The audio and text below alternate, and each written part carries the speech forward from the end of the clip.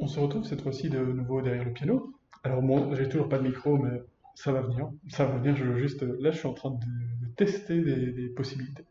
Donc ça va bientôt venir, pour ceux qui sont impatients. Je crois pas qu'il y en a beaucoup. Mais on sait jamais. Donc, aujourd'hui, on va parler des notes répétées. J'avais un professeur, quand j'étais au conservatoire, qui faisait des tests techniques. Donc dans ces tests techniques, il y avait des gammes, il y avait des arpèges, ce qui sera la prochaine vidéo normalement. Les gammes, je ne ferai pas de vidéo dessus. Et il y avait les notes répétées. Alors, les notes répétées, pourquoi j'en parle? Parce que j'ai vraiment eu une collègue, du coup, au conservatoire, qui a eu une tendinite à cause de ça. Donc, le professeur, ce qu'il voulait, c'était qu'on répète 5 fois la même note, donc avec chaque note, chaque doigt, qu'on fasse.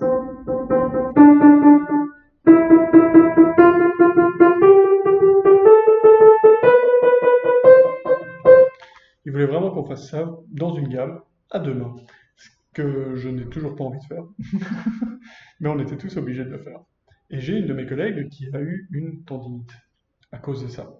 Pourquoi? Parce que, ô combien c'était important de faire des petits tests techniques, enfin j'en vois l'utilité, autant il n'avait pas du tout expliqué à quoi ça servait de savoir faire des notes répétées, et surtout, parce que limite on pourrait bien dire, bah oui, parce que tu vas en trouver dans les morceaux, alors oui, c'est vrai, mais jamais à 5 doigts, ça n'existe pas. Dans aucune littérature je n'ai vu ça. Euh, à 4 doigts même, en fait, c'est plus simple de faire 2-1-2-1 que de faire 4-3-2-1. Donc, je ne vois pas trop l'intérêt. Et j'ai même un ami qui a joué Gnome Dragon, pour ceux qui connaissent, où c'est par 3. Et lui, il faisait tout avec le troisième doigt. Tout avec le troisième doigt, comme ça, très rapidement. Et il était très agile. C'est juste que ça crée des petites crispations. Et c'est de ça qu'on va parler. Les notes répétées, ça crispe. À moins 2. Et c'est à ça que va servir cette vidéo. Donc,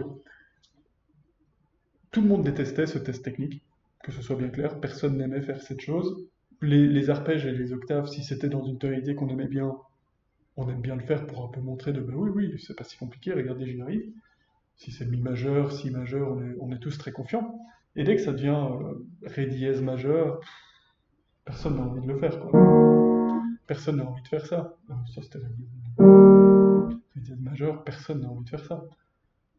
Et donc du coup, on était un peu tiraillé à chaque fois qu'on devait y aller, parce que d'un côté, il y avait oui, mais les gammes c'est facile, les arpèges c'est facile, et on en voit l'intérêt parce que il y a ça dans les œuvres, il y a des doigtés à avoir, il y a de la souplesse à avoir, mais pour les notes répétées, on ne comprenait pas pourquoi.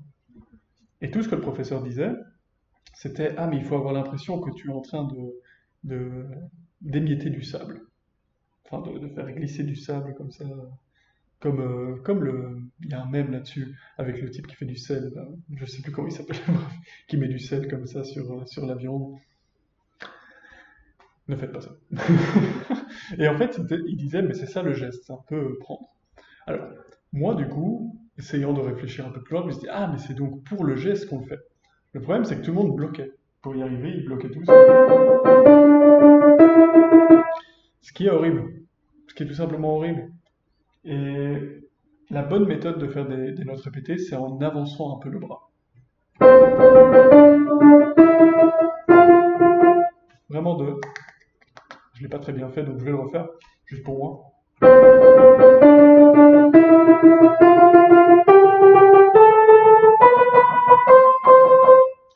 Donc c'est d'avoir un petit geste comme ça du bras. Pourquoi?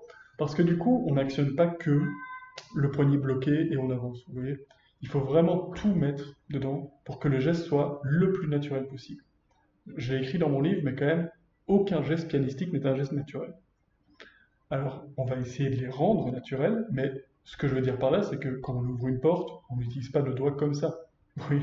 Quand on écrit, on garde nos doigts dans la même position. Donc il n'y a aucun geste de la vie quotidienne, aucun geste de la vie quotidienne qui demande à agripper de la sorte, en tout cas avec tous nos doigts. Et c'est pour ça qu'il faut essayer de trouver cette détente par soi-même. Chacun a son propre vécu, donc il va être différent pour tout le monde. Et les notes répétées, ça fait vraiment partie de ces choses que dans la vie quotidienne, jamais on utilise nos doigts de cette manière. Donc, si je vais faire une critique à mon professeur, parce qu'il ne l'est plus, mais je crois pas qu'il est à mon ancien professeur, euh, il aurait dû expliquer en fait tout ça. Il n'aurait pas juste dû dire et on fait des notes répétées. En fait, ça c'est un conseil que je donne à tous les professeurs d'ailleurs, toujours savoir le pourquoi. Et si votre professeur vous dit quelque chose et que vous ne comprenez pas, mais demandez-lui pourquoi.